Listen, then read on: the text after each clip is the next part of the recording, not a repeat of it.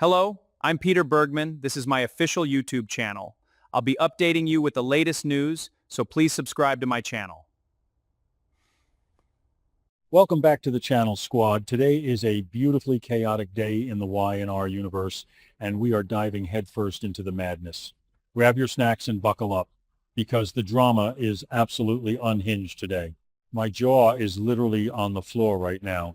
Besties, we need to hold a literal intervention right now for Nicholas Christian Newman, because I am losing my absolute mind watching this man spiral into the deepest, darkest pit of delusion I have ever witnessed on daytime television.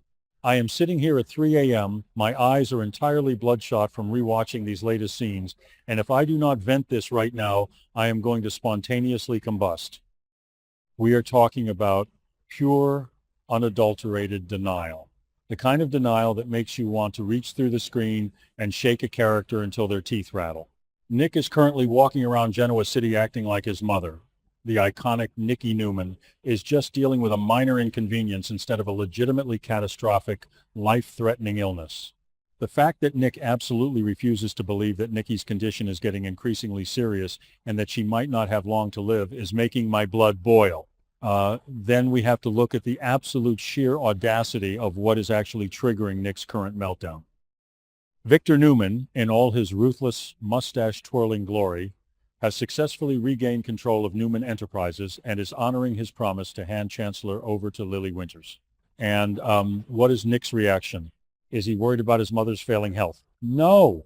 Nick is literally complaining about Victor giving Chancellor to Lily because he thinks this corporate musical chairs game is going to hurt Nikki's feelings. I am screaming, Nick, your mother is severely ill, and you are worried about a CEO title?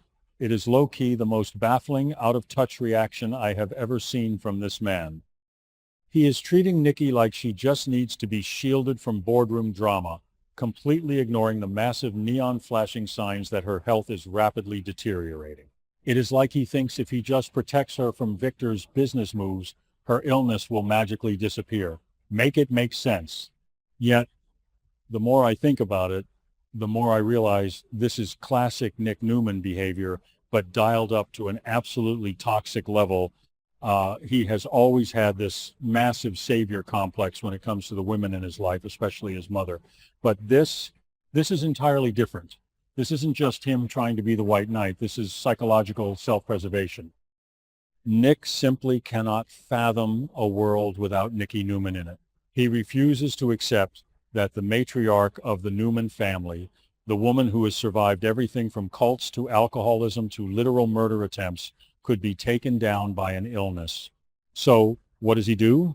He projects. He channels all of his subconscious terror and grief into anger at Victor over a completely irrelevant corporate handover. It is so much easier for Nick to be mad at the mustache for giving Lily a company than it is for him to look at his mother and accept that she is slipping away. It is tragic, but it is also driving me absolutely insane. Wait, story time. Remember back in the day when Nick would literally go scorched earth on anyone who even looked at his family wrong? He has always used anger as a shield. Whenever something emotionally devastating happens, Nick finds a tangible target to attack.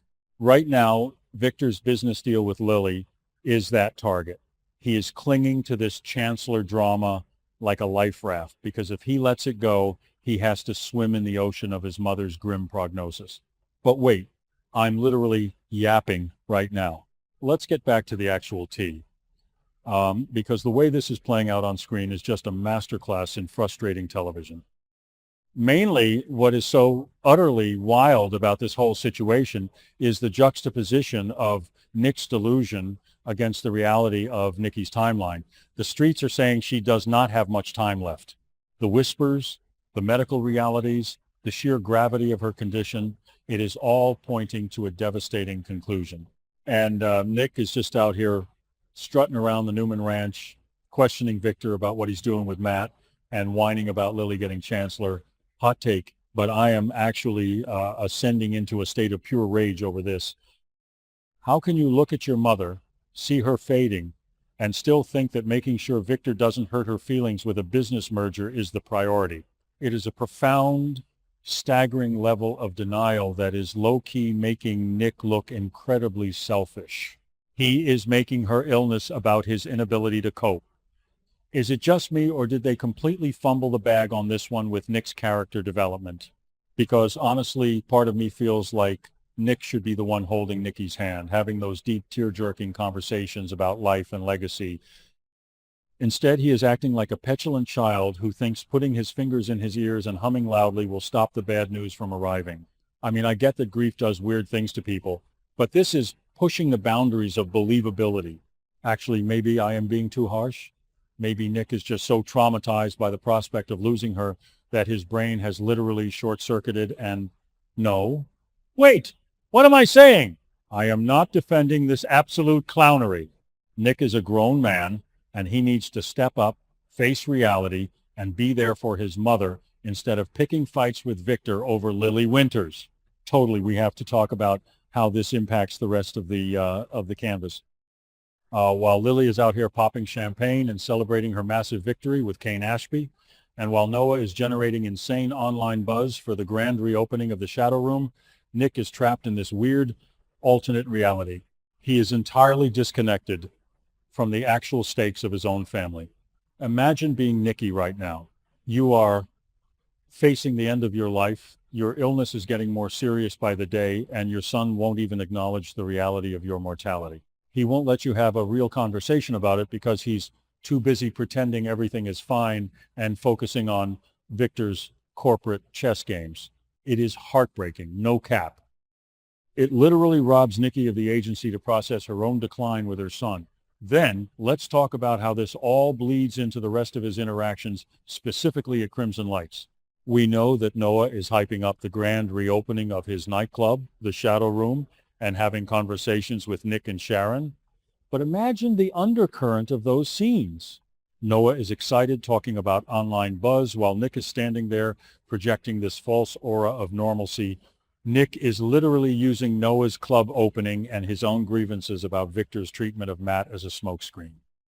He is filling his brain with all this white noise, the Shadow Room, Matt's sincerity tests, Lily's corporate ascension, just to drown out the deafening silence of Nikki's fading heartbeat. And Sharon? Oh, Sharon has to see right through it. Sharon is currently busy acting as a lifeline for Phyllis, giving her that tough love after Daniel's brutal rejection, because Sharon understands the psychology of being an outcast and needing control. Sharon understands human behavior better than anyone in Genoa City right now. So you just know that Sharon looks at Nick and sees a man who is completely fracturing under the weight of a reality he refuses to acknowledge. She sees him obsessing over Victor handing Chancellor to Lily and knows it's a desperate cry for control in a situation where he has absolutely none. Nick cannot cure Nikki's illness, so he tries to control Victor's business decisions. It is textbook deflection, and it is so painfully obvious that I am literally screaming at my screen for Sharon to stop helping Phyllis for 5 seconds and go psychoanalyze her ex-husband before he completely loses his grip on reality. Then there is the Victor element of all this. Victor is currently holding Matt hostage, putting him through rigorous psychological tests, and handing over billion-dollar companies like it's nothing. Why? Because Victor also copes by controlling everything around him, but at least Victor is doing something. Nick's refusal to believe that Nikki's illness is terminal is a passive, destructive kind of denial. He is actively avoiding the truth. Every time Nick opens his mouth to complain about how the Chancellor deal will hurt Nikki, I literally want to throw my remote at the television. Nick, she is dying. She does not care about Chancellor right now. The sheer cognitive dissonance required for Nick to maintain this facade is staggering. If we really deep dive into the psychology here, Nick's disbelief isn't just about Nikki. It's about his own foundational security. Nikki and Victor are the immutable pillars of his universe. If Nikki's illness is truly terminal, if she really doesn't have long to live, then Nick's entire world shatters. He becomes an orphan in a metaphorical sense, losing the one parent who has consistently offered him unconditional emotional support compared to Victor's transactional love. So his brain has literally built a firewall against the truth. Mom isn't dying. Mom is just going to be sad about Lily getting chancellor. It is a pathetic, desperate lie he tells himself every single morning when he wakes up. And as a day one stan, watching him cling to this lie is both infuriating and profoundly sad. I am literally shaking just thinking about the inevitable fallout when the truth finally breaks through Nick's delusions. Because it will break through. You cannot outrun a terminal diagnosis. At some point, Nikki's physical reality is going to force Nick to look at her and see the truth. And when that happens, the emotional explosion is going to be biblical. He is going to realize that he wasted her final weeks or months complaining about Victor and Lily instead of cherishing his time with her. He is going to be consumed by regret. And honestly, I do not know if his character can survive that kind of guilt. The writers are setting him up for the most devastating crash landing in daytime soap history, and I am not ready for it. Mainly, I just need Nick to wake the heck up. I need someone, Sharon, Victoria, even Victor, to grab him by the shoulders, look him dead in the eyes, and force him to say the words out loud. My mother is severely ill, and she might not survive this. Until he admits that, he is useless to Nikki and useless to the storyline. This whole routine of pretending it is not that serious is a slap in the face to the gravity of what Nikki is going through. It is high-key disrespectful to her journey. We, as the audience, are being forced to watch a beloved character fade away while her son plays pretend, and it is the most agonizing, frustrating, pull-your-hair-out plotline of the year. Ultimately, besties, this is why I am spiraling. The sheer emotional weight of Nikki's illness combined with Nick's absolute, stubborn, infuriating denial is a cocktail of pure anxiety. I am oscillating between pure hype for the drama and total disbelief over how badly Nick is fumbling his final moments with his mother. He is literally fumbling the bag on being a supportive son. I low-key need to trauma dump this entire experience onto you guys because nobody else gets the vision. We are watching a slow-motion car crash, and Nick is sitting in the driver's seat with a blindfold on, complaining about the radio station.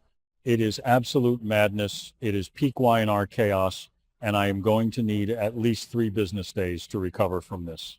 Drop your thoughts in the comments, because if I don't talk to someone about Nick's delusions right now, I am genuinely going to lose my mind. Thank you for watching my video. I will be updating regularly with the latest news, so please remember to subscribe to my channel to support me.